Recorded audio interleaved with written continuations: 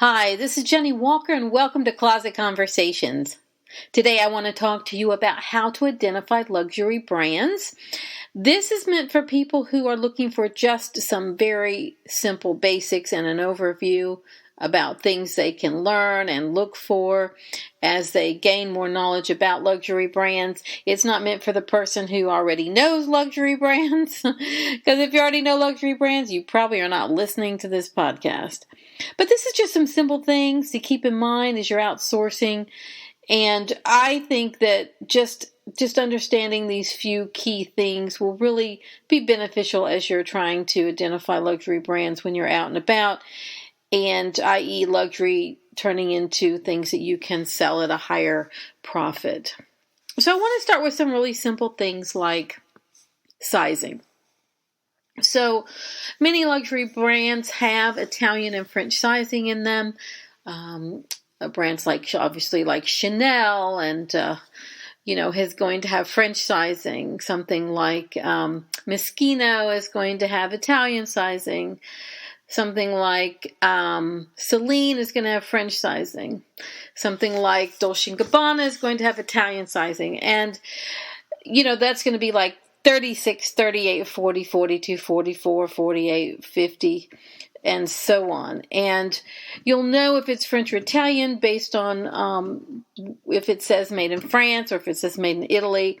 That's going to be your clue as to the origin and which of those numbers you should be looking at. There are online conversion charts you can look at as well to see how those numbers convert into U.S. sizes and how they, play against each other. And so that's one thing you can look for. Look at the size tag and see what it says. Oftentimes, these brands that are sold around the world will have all of the sizes together. It will be the Italian size and the French size and the U.S. size, and sometimes the Canadian size or the U.K. size is all on the tag. And so that's always very helpful because the conversion is right there for you to see. Otherwise, you can always look it up online when you're trying to understand how the size converts. What I do when I list things that have Italian or French sizing is I use their sizing, because people who are looking for those brands oftentimes already know if they're looking for a 40 or a 42 or 44, things like that. And of course, by putting measurements in your listing, that can ensure that people can understand how that brand will fit them. So, okay, sizing. What's next? We've got quality of fabrics. So oftentimes luxury brands are focused on the luxury fabrics. That's part of why they're considered luxury brands. It's the craftsmanship, it's the design, it's the fabrics, it's how it's sewn. And so when you think of luxury brands, think of 100% wool, 100% cashmere, 100% silk, 100% alpaca, 100% cotton. It'll be Pima cotton. It'll be a super really fantastic version of cashmere that'll be 2-ply and could be double-faced cashmere jackets or double-faced wool. It's going to be lined oftentimes and lined in a luxury fabric such as 100% cotton or 100% silk. It might be a stretch silk. So looking at the fabrics is really key. And also, luxury brands tend to use fabrics that are 100% or blended with other luxury brands. Other luxury fabrics. For example, a wool blend might be wool and cashmere. It might be wool and alpaca. Might be silk and wool. But it's not going to be wool and nylon or wool and acrylic. Those tend to be brands that are not luxury brands because they have skimped on the fabric. They're trying to save some money, and in doing so, they've chosen the fabric, and so that is something really to look for. And even some of the best looking wool blends that are wool and acrylic, guaranteed to pill. Just guaranteed to pill. And so that's something that people really want to stay away from. When you're buying luxury brands and luxury clothes, you tend to have something you're going to wear for years to come, wear multiple times, and so you're going to want it to hold up well. So luxury fabrics that are lined, those are all things to look for. Another thing to look for is the brand and understanding its heritage. So I think if you throw out the names Chanel and Louis Vuitton and Hermes, people know that they're luxury brands, although they may not know why. the backstory, really who the designer is, how their story has played out over time. Have they been award-winning designers? Is there a legacy? Has the brand carried on after their death? These are all things that factor in helping to create a luxury brand. And a luxury brand doesn't start out luxury per se, because in addition to how it's made, how it's designed, the kind of fabrics, etc., anybody can do that at an initial run. But what they can't do is know where that brand's going to be over time. So it takes time to determine if a luxury brand will become a luxury brand and stay a luxury brand and be embraced by the world at large, by people who are buying luxury brands.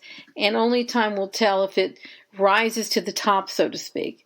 And it's a real feat when something rises to the top. And I don't mean just temporarily.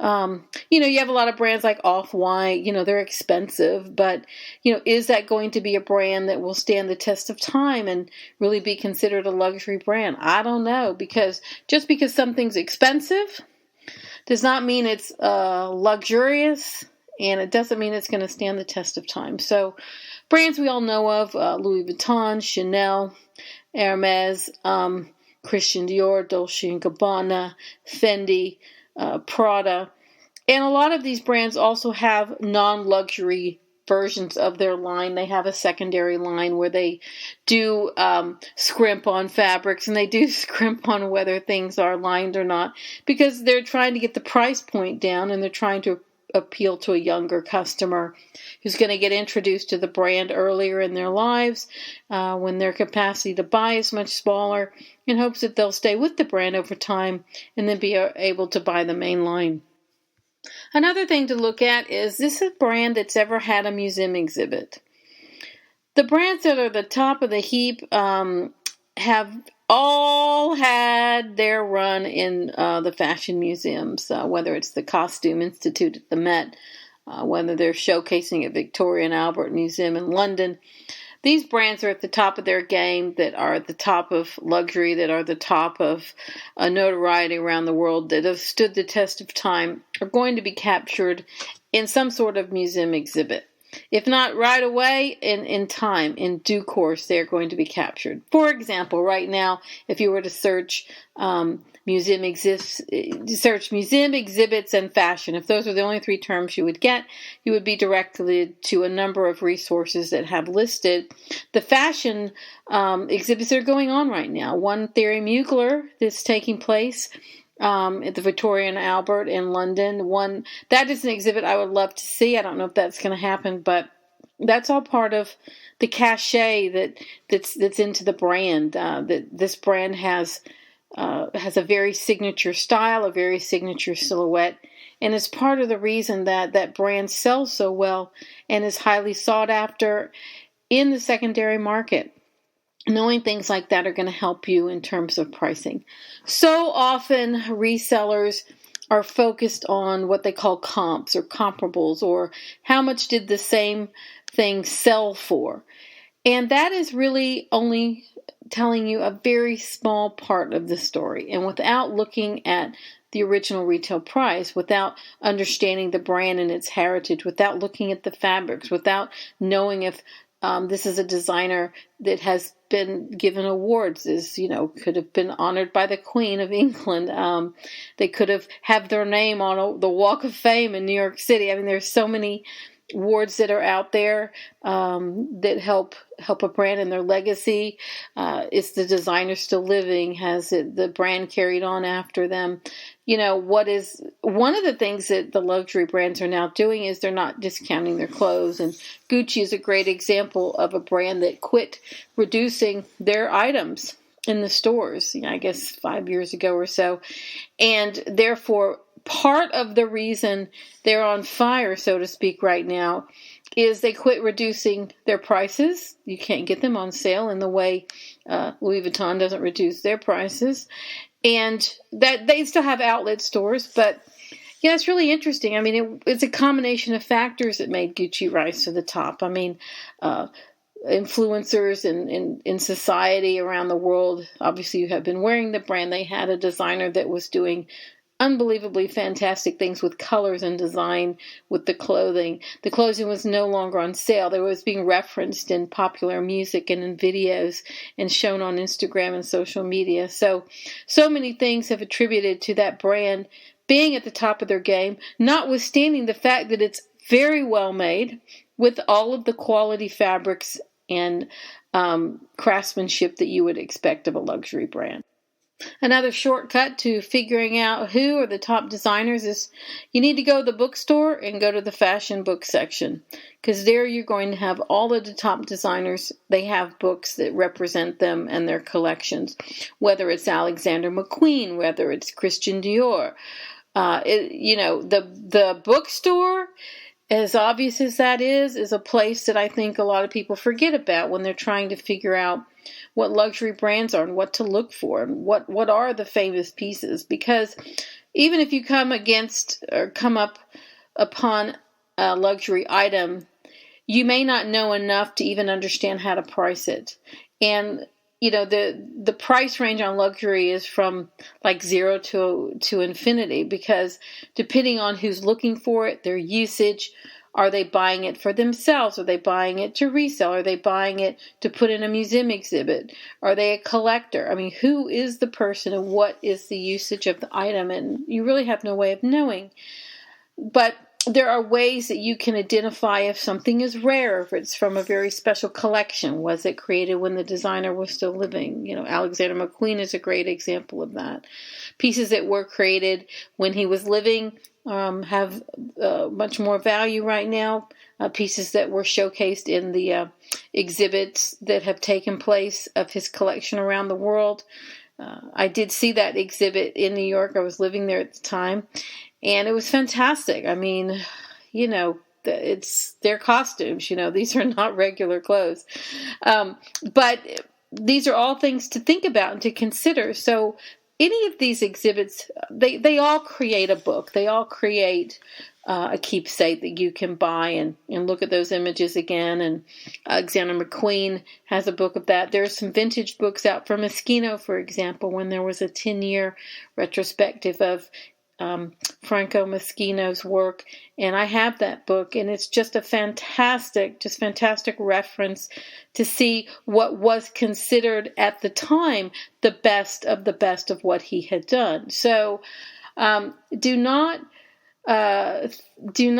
shortcut in this process. And I think it's actually, these fashion books tend to also be coffee table books, and they are absolutely beautiful. And it's a wonderful thing you can add to your home, to your collection, to your reference shelf, is to start obtaining and gathering these fashion books so that you'll be able to reference. And there are things that I have found in fashion books that helped me understand if something was from a certain collection or not, that helped me in the pricing.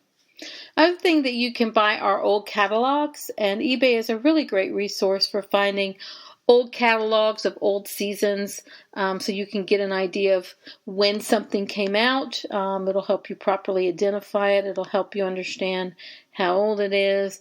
And I have a very large catalog collection, a lot of Moschino catalogs in addition to the books, but I have Donna Karan and Chanel, Louis Vuitton catalogs, and it's really, really important and helpful when you have these resources you can reference as you try to determine the history, the provenance of an item, how old it is, what season is it from, what was it made of. And not always, but oftentimes the catalogs will have the price in it that it's sold for at that time.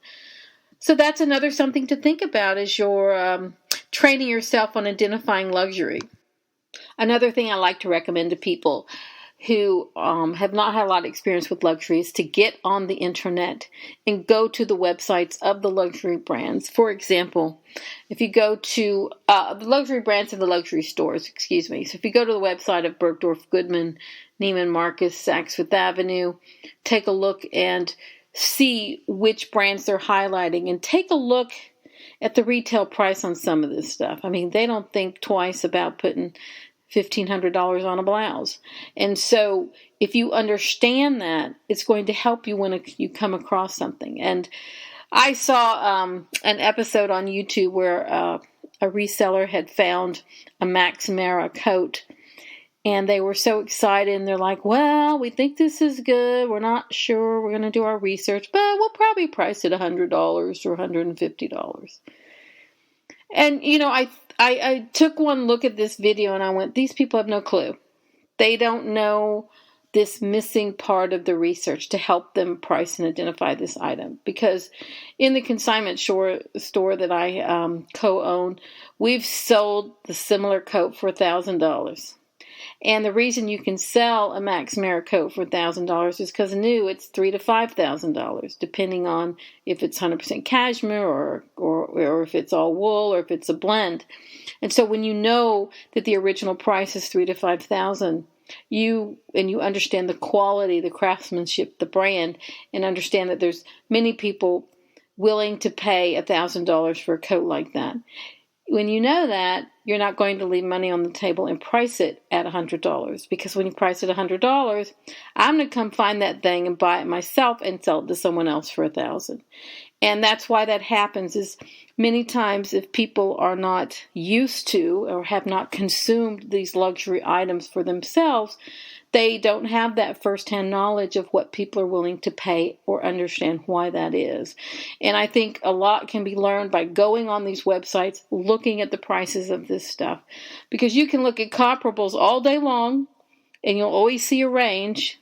But until you get online and you look to see that the favorite pair of Chloe boots that you like with all the buckles on them right now is retailing for $1,350. If you don't know that, you won't know that stores like The Real will price that same shoe at $1,000, and that it's retained a lot of its value even when it's used, simply because it's a highly popular style. So going around and looking at the designer brands and looking at what the price points is and familiarizing yourself online is great for people who don't live in a city where they have any luxury stores. If you do or live in a city and you have access to a Neiman Marcus, a Saks Fifth Avenue, a Bergdorf Goodman, a Nordstrom, get on in there, go to the fancy departments of that store and look around, touch it, feel it, examine it, look at the price tag, look at how it's made. Things that have been embroidered or embellished, oftentimes, can be super luxurious brands. And you just have to get around it. You have to touch it, feel it, smell it, look at it, try it on, examine it, study it, memorize the tag. Those are all things I've been doing for years and years and years, decades and decades, actually. And so when you start doing that, it's a real eye-opener, because so many people get excited when something goes clearance in a luxury department store. So, okay, it was $1,000. It's now $500. It's half price. Oh my gosh, it's only $500. It's still $500.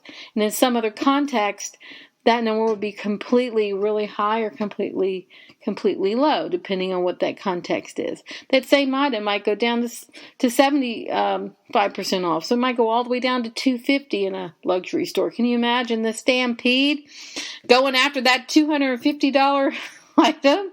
75 off? Are you kidding me? It's still, to someone else, $250 would be an extraordinary amount to pay for anything. So when you understand that, and then, it heads to the outlet mall for some of these stores, and then it enters the outlet mall, say at the last price at 75 off, and then they start whacking it down with an additional 20 off, 30 off, 40 off, 50 off, to get rid of it in that segment. So there's a lot of places you can discover luxury brands, from the department store all the way to the outlet mall and beyond.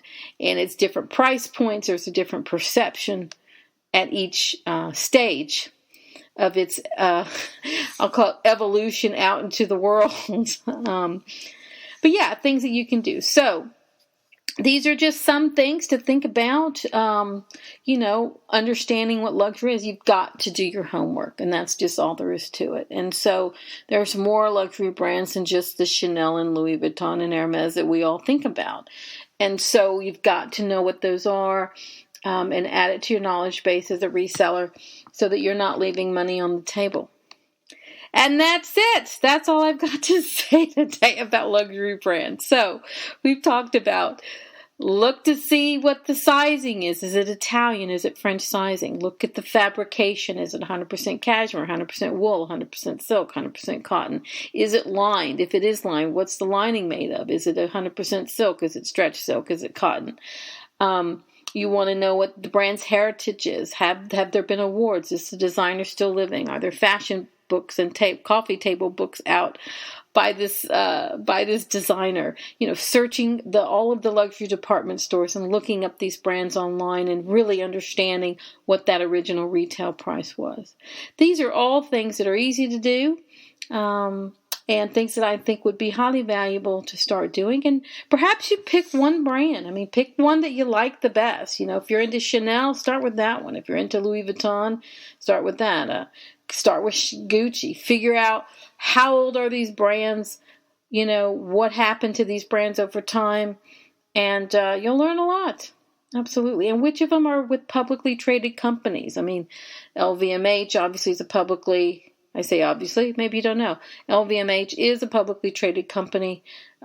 That's, these conglomerates that own a lot of these luxury brands. There's a lot at stake for them to maintain their revenues and always to increase them, right? They always have to do more and do better for their stockholders. So that's another way you can get information, is going online and researching the websites of the parent company, not just the brand itself. Sign up on the email list also would be a great idea to keep up to date on these brands and things that are happening. Do Google alerts on some of the top brands so you can stay on top of what's happening.